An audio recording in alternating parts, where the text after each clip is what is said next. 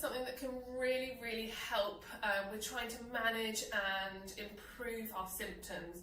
So we're going to go through a few different exercises right now, just some very basic things that you can be trying at home to see if this improves your symptoms.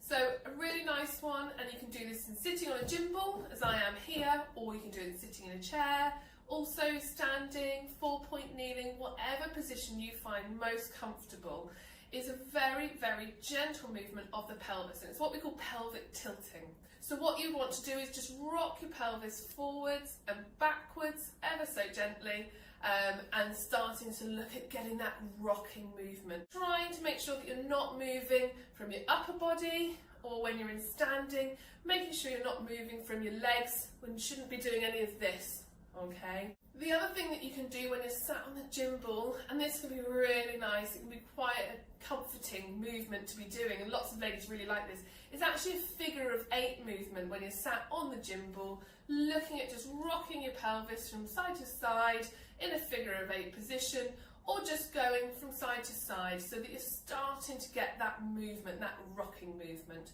You can also use these little techniques when you're actually in labour. There's lots of gym balls on the ward, and that can be quite a nice thing to be doing. Doing pelvic tilting in sitting, whether that's gym ball or on the chair, you can also do it in standing. When we're doing it in standing, your feet want to be away from the wall, knees bent, and bottom should be against the wall. Then what you want to look at doing is tightening and squeezing your lower tummy muscles, and then activating, so squeezing in your pelvic floor, so you should get a little bit of a pelvic floor lift, and then flattening the back against the wall, so you're tilting your pelvis, and then relaxing it off again.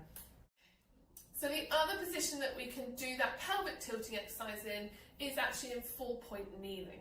So what you want to do is get yourself onto your hands and your knees, and actually some people find it's a lot more comfortable with their hands in a fist position.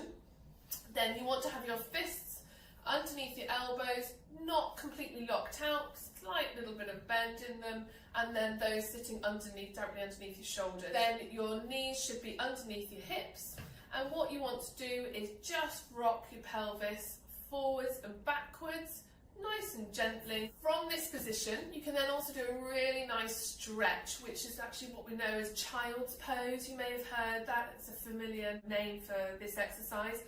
And what you're doing is stretching, keeping those arms stretched out in front of you, keeping that head in a neutral position, don't bend it all the way forwards. And then what you can also do is start to lean off to one side and then off to the other, and you'll get a nice stretch down more one side of your body than the other.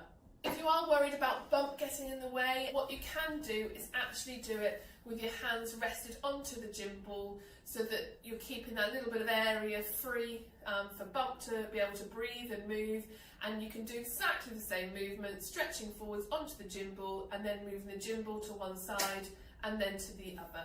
The pelvic floor, we've talked lots about the pelvic floor, and that's because it's so important. So please do think about starting to use your pelvic floor regularly, just both when you're doing things around the house, when you're moving around, but also doing set exercises. There is a really great app that you can get on your phone. It's called NHS Squeezy. It's great, and it can send you little reminders to do your exercises. But please do have a look at the exercise plan, and probably reduce it down a little bit, because it initially is set quite high. So reduce it down. If you're really struggling and you're not sure, please do ask your midwife or ask one of the physios, and we can help you with that. With your pelvic floor, it's a really important muscle, and we talk about it all the time because it has so many great functions. It's there to offer us our bladder and bowel control. It is there to help with supporting the baby. It's supporting everything underneath, and I'll go through where it is in a second. It's looking at helping with delivery of baby. We need these muscles to actually help with delivery, and then also with sexual function, and also the stability of the pelvis, which is why I keep talking about trying to activate it when we're moving, because if we can activate that pelvic floor, it's going to help stabilise that pelvis when we are moving around. So just so you know, the pelvic floor starts from the pubic bone and then attaches at the back of the onto the coccyx, and then it's side to side. So it's all of this area, okay? So it's really, really important, and it's all underneath. So as I said, helps support all of your pelvic organs and the weight of baby. To actually activate the muscles, we need to think about squeezing our pelvic floor, and ideally 3 times a day we want to be looking at doing these exercises. Probably one of the easier ways to think about squeezing our muscles is, none of us like to pass wind when we don't want to. So this is probably one of the easier ways to think about it. So using those same muscles that you would use to stop yourself from passing wind, so it's a gentle squeeze around your back passage, as if stopping passing wind, and pulling up and forwards towards your tummy button. If you're doing it in sitting, what we don't want to see is you start going up and down.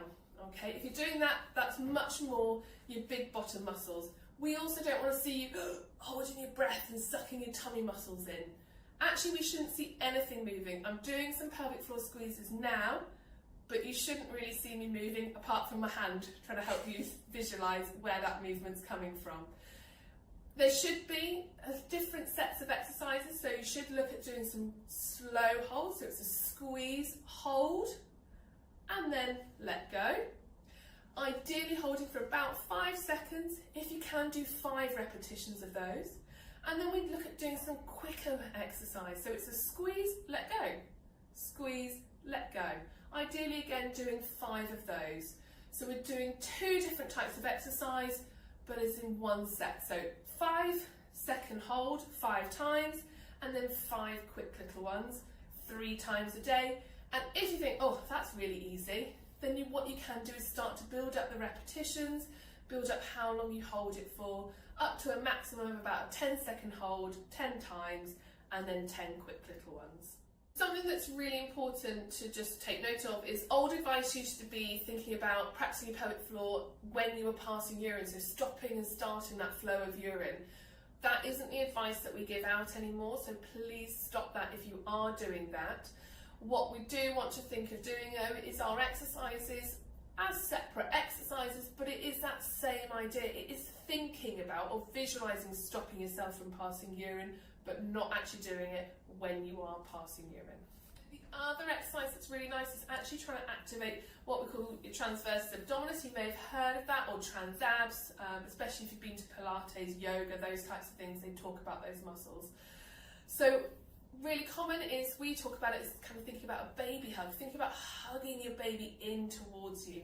So thinking about activating, squeezing those lower abdominal muscles, and we can also use that in conjunction with your pelvic floor, and doing it as you're breathing out. So I tend to think and teach people is thinking about breathing in, as you breathe out, hug your baby in towards you. So thinking about squeezing those lower abdominal muscles and then letting go. So the most benefit from doing all of these exercises is actually if you can do them regularly, and so ideally about every half an hour, if you can, doing about 30 seconds or so of each exercise would be fabulous. And you should find that hopefully that will start to improve your symptoms, decrease your pain, and find that you can start to do a little bit more. In regards to exercise, it's really important to try and keep as fit and active as possible, but obviously making adaptations where you can and with what you're doing. We're not expecting you to go out and run a marathon, but there's some really good guidelines. Ideally, we should still be looking at doing 150 minutes of exercise every week of a moderate intensity. So just getting out and about, going for a walk, trying to get that heart rate going a little bit. You know, if you're used to swimming, go swimming. If you are used to going for a run, and that has always been something you're doing, keep going. As long as things aren't aggravating your pain and causing you more discomfort, you are fine to keep doing some of your normal everyday activities. But listen to your body and adapt what you're doing, and keep trying to stay a little bit active.